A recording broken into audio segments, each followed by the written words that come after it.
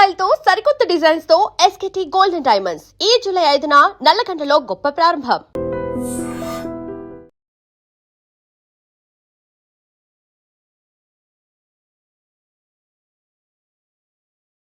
నమస్తే, welcome to I dream. నేను వలి. Pune business man Ketan హత్య కేసుకు సంబంధించి పోలీసులు దర్యాప్తు వేగంగా చేస్తూ ఉన్నారు. దర్యాప్తు చేస్తున్న క్రమంలో కొన్ని కీలకమైనటువంటి విషయాలు బయటకు వస్తూ ఉన్నాయి. ఎందుకంటే విచారణ చేస్తున్నప్పుడు వాస్తవాలు ఒక్కొక్కటే వెలుగులోకి వస్తాయి కదా.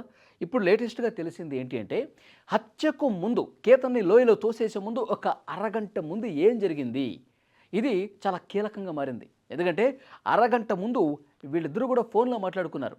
ఎవరు?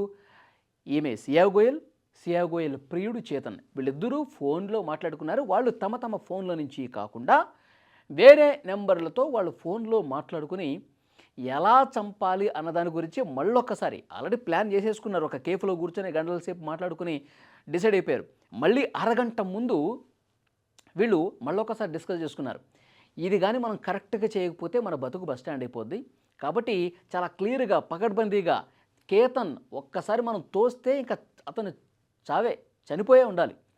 లేదు ఏమాత్రం మిస్టేక్ జరిగినా, ఏమాత్రం నువ్వు తొయ్యలేకపోయినా, నీ అటెంప్ట్ అతనికి తెలిసినా మొత్తం మన కథ మొత్తం బయటకు వస్తుంది. మనం జైలు పాలైపోతాం.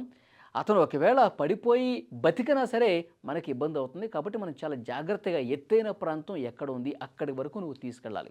ఎత్తైన ప్రాంతం దగ్గరికి తీసుకెళ్ళి ఆ లోయ దగ్గర అక్కడ అక్కడ అక్కడ ఫొటోస్ బాగా వస్తాయి, అక్కడ సీనరీ బాగుంటుంది, ఇక్కడ నిలబడితే చాలా అద్భుతంగా ఉంటుందని చెప్పి ఏదో ఒకటి నువ్వు నమ్మిస్తావో ఇంకోటి చేస్తావో చేసి అక్కడ ఆ కరెక్ట్ ఆ పాయింట్ వ్యూ పాయింట్ దగ్గరికి తీసుకెళ్ళి నిలబెట్టి అప్పుడు నాకు సంకేతం ఇవ్వు.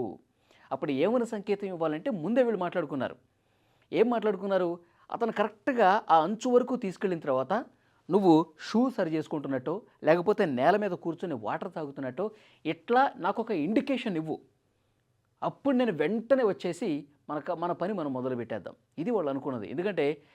ఎందుకంటే ఇప్పుడు ఒక సిగ్నల్ తెలియాలి. ఇది కరెక్టా కాదా, ఇప్పుడు ఈ టైంలో మనం తోసేయటం కరెక్టా కాదా అన్నది అటు కొంచెం దూరంగా ఉన్నటువంటి ప్రియుడి చేతనకి తెలియాలిగా. అందుకే వాళ్ళు ఒక కొండ గుర్తు ఏం పెట్టుకున్నారు, నేను ఇట్లా వంగుని నా షూసు లేస్ కట్టుకోవటము, లేకపోతే కూర్చొని వాటర్ తాగటము ఇది చేస్తా. ఇది చేసినప్పుడు నువ్వు పరుగున ఒక్కసారిగా వచ్చేసి అతన్ని తోసేయి, ఇద్దరం కలిసి తోసేద్దాం. ఇట్లా వాళ్ళు ఫోన్లో కాన్వర్జేషన్ మాట్లాడుకున్నారండి. ఆ ఇండికేషన్ కోసం చూడండి. అంటే ఒక మర్డర్ని ప్లాన్ చేయడానికి ఎంత దుర్మార్గంగా వాళ్ళు ప్లాన్ చేశారు. ఒక ప్రాణం తీయటానికి ఎంత న్యాగ్గా, ఎంత తెలివిగా మనం బిహేవ్ చేస్తున్నాం అనేది వాళ్ళ మాటలో బట్టి అర్థమవుతుంది. ఇంకొక విషయం ఏంటంటే, ఇతను ఈ ప్రియుడు ఉన్నాడు కదా చేతన్, అతను 90 కిలోమీటర్లు బైక్లో వచ్చాడండి. ఎందుకంటే ఇప్పుడు రోడ్డు మార్గంలో కారులో వచ్చాడు అనుకోండి, టోల్ గేట్స్ అన్నీ ఉంటాయి, అక్కడ సీసీ కెమెరాలు ఉంటాయి, కనిపెట్టేస్తాం, దొరికిపోతాం అన్న ఉద్దేశంతో అతను సీసీ కెమెరాలు లేని వైపు, టోల్ గేట్స్ ఏమీ లేని వైపు, సీసీ కెమెరాస్ కంటపడకుండా 90 కిలోమీటర్లు బైక్ మీద డ్రైవ్ చేసుకుంటూ పూణే నుంచి ఆ లోహగఢ్ కోటకి వచ్చాడు. ఇదొకటి. ఇంకొకటి, ఈ ఫోన్ కాల్స్ దొరకకుండా ఏం చేశారు వీళ్ళు, ఒరిజినల్గా వీళ్ళు మాట్లాడుకున్న గతంలో కొన్ని నెలల ముందు మాట్లాడుకున్నవి కూడా డిలీట్ చేసేశారు. వాట్సాప్ చాట్లు కావచ్చు, తర్వాత ఫోన్ రికార్డింగ్స్ కావచ్చు, 3 నెలల డేటా డిలీట్ చేసేసారంట. అంటే పోలీసులు మనల్ని పట్టుకోలేరులే, అతను చనిపోయిన తర్వాత ఇన్వెస్టిగేషన్లో ఏ చిన్న ఆధారం దొరకదులే, మనం బాగా తెలివైనటువంటి వాళ్ళం అని భావించి వాళ్ళ డేటా మొత్తం డిలీట్ చేసేసారంట. ఎంత దుర్మార్గం చూడండి.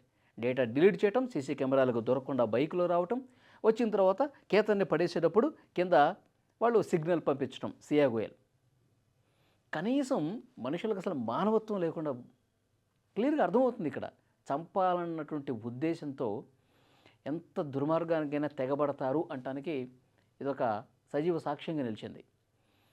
ఇప్పుడు ఇన్వెస్టిగేషన్లో ఇంకా తెలుస్తున్నటువంటి కొత్త విషయాలు అంటే తెలుసా, ₹1 కోటి తీసుకుందంటండి.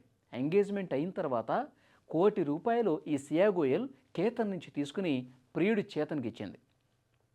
ఆ ₹1 కోటి తీసుకునేటప్పుడు ఏం చెప్పింది, నేను షాపింగులు చేయాలి, నాతో పాటు ఇంకా ఫ్యామిలీకి కూడా కొన్ని విలువైనటువంటి షాపింగ్స్ చేయాలి.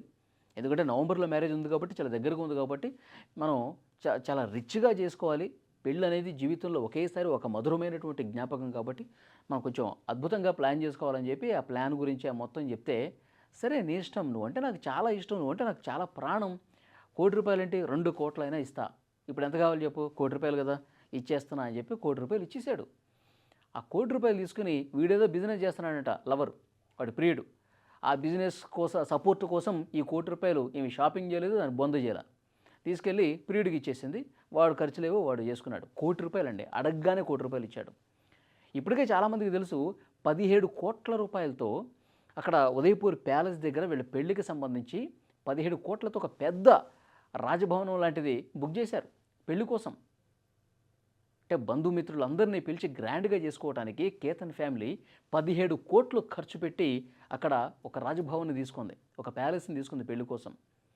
2 చార్టెడ్ ఫ్లైట్స్ అండి, ఇక్కడ తెలిసిన ఫ్రెండ్స్ని కావచ్చు ఫ్యామిలీ మెంబర్స్ని తీసుకెళ్ళటానికి 2 చార్టెడ్ ఫ్లైట్స్ బుక్ చేశారు ఆల్రెడీ.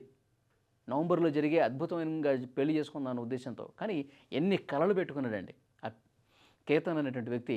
యువ రియల్టర్ అతను, రియల్ ఎస్టేట్ బిజినెస్ మొత్తం ఆ ఫ్యామిలీకి 600 కోట్ల రూపాయలకు సంబంధించినటువంటి 600 crores 600 కోట్ల సామ్రాజ్యానికి ఒక్కడే వారసుడు. అలాంటి మంచి వ్యక్తిని సరే డబ్బులు అవన్నీ పక్కన పెట్టండి, కానీ ఏ పాపం ఎరుగనటువంటి ఒక అమాయకుడు కదా, నువ్వే జీవితం, నువ్వే సర్వస్వం, నువ్వు ఏది కావాలంటే అది ఇస్తాను. అంతకుముందు పాత వీడియోలు కూడా బయటకు వస్తున్నాయి. అది ఎన్నో సర్ప్రైజ్ గిఫ్ట్లు, ఎంతో ప్రేమ చూపిస్తూ, ఎంతో అభిమానం చూపిస్తూ అతను మాట్లాడినటువంటి మాటలు, వాళ్ళు దిగిన ఫోటోలు, ఆ వీడియోలు అన్నీ చూస్తుంటే నిజంగా ఇలాంటి వాడిని అసలు ఎలా చంపబుద్ధి అయింది ఈమెకి అని చెప్పి అనిపిస్తూ ఉంటుంది. పోలీసుల ఇన్వెస్టిగేషన్లో ఏం చెప్తుంది, ఆయన విగ్గు పెట్టుకున్నాడు, నాకు అసలు నచ్చలేదు, కొంచెం నత్తిగా మాట్లాడతాడు. ఇవన్నీ నువ్వు ముందే చెప్పాల్సింది కదా, అసలు నువ్వు కేతన్కే చెప్పాల్సింది కదా. ఈ పెళ్లి నాకు ఇష్టం లేదు, నేను పెళ్లి చేసుకోను, నాకు ఆల్రెడీ బాయ్ ఫ్రెండ్ ఉన్నాడని మీ ఇంట్లో చెప్పడానికి నువ్వు భయం అయితే, మీ ఇంట్లో వాళ్ళు ఎక్కడ నేను తిడతారు కొడతారనే ఒక ఆ భయం నీలో ఉంటే కేతన్కే చెప్పేయాల్సింది, నాకు ఈ పెళ్లి ఇష్టం లేదని. నాకు ఇంట్లో చెప్పడం కంటే కేతన్ని చంపేయటమే చాలా ఈజీ అనిపించిందని పోలీసుల ముందు చెప్తుంది. ఎంత దుర్మార్గురాలండి. సో కాబట్టి పోలీసులు చాలా సీరియస్గా ఇన్వెస్టిగేట్ చేస్తూ ఉన్నారు, అన్ని కోణాల్లో దర్యాప్తు చేస్తూ ఉన్నారు. ఈ చేతన్ అనేవాడిని అలాగే ఈ సియా గోయల్ని జీవితాంతం జైల్లో మగ్గాలి. ఎందుకంటే ఒక కుటుంబాన్ని పూర్తిగా శోకంలో ముంచేశారు. ఆ తల్లిదండ్రులు నిజంగా ఎంత బాధపడుతున్నారు, ఎంత ఏడుస్తూ ఉన్నారు. ప్రాణం పోతే తిరిగి వస్తుందా? ఈజీగా ఏదో ఒక బిస్కెట్ ప్యాకెట్ చాక్లెట్ను అట్లా ఇసిరేసినట్టుగా కేతన్ అనే ఒక అమాయకుడిని బలి తీసుకున్నారు. ఇప్పుడు సోషల్ మీడియా మొత్తం, ఎందుకంటే దేశవ్యాప్తంగా తీవ్ర చర్చనీయాంశమైంది ఈ కేసు. సో సియా గోయల్ లాంటి ఆడవాళ్ళ మానసిక పరిస్థితి ఏంటి, వాళ్ళు ఎందుకు ఇట్లా తయారవుతున్నారు, కుటుంబాలు ఎందుకు ఈ విధంగా ఉన్నాయి, మనుషుల్ని చంపే వరకు ఎందుకు వెళ్తూ ఉన్నారు, మళ్ళీ ఇలాంటి ఘటనలు జరగకుండా ఉండాలంటే ఏం చేయాలి, దీని మీద వర్కౌట్ చేయాల్సినటువంటి అవసరం ఉంది. ఇటు ప్రభుత్వాలు కావచ్చు, పోలీసు శాఖ కావచ్చు, అందరూ కూడా ఇలాంటివి జరగకుండా ఉండాలంటే, ఒక ప్రాణం తీయటానికి కూడా వెనకాడిన పరిస్థితులు ఉన్నాయంటే, సో మార్పు డెఫినెట్గా రావాల్సిన అవసరం ఉంది. ఆ మార్పు ఎప్పుడు వస్తుంది? భయం ఉన్నప్పుడు వస్తుంది. సో ఇలాంటి వాళ్ళని వీళ్ళు ముసలి వాళ్ళు అయ్యే వరకు జైల్లో ఉంటే అప్పుడు తెలుస్తుంది, అప్పుడు భయం అనేది ఏంటో తెలుస్తుంది. సో డెఫినెట్గా చాలా కఠినంగా వీళ్ళని శిక్షించాల్సినటువంటి అవసరం ఉందని చెప్పి సోషల్ మీడియా వేదికగా ఈ ఘటన గురించి తెలిసిన ప్రతి ఒక్కరూ కామెంట్లు చేస్తూ ఉన్నారు. ఈ వీడియో మీద మీ అభిప్రాయాన్ని కూడా కామెంట్ రూపంలో తెలియజేయండి.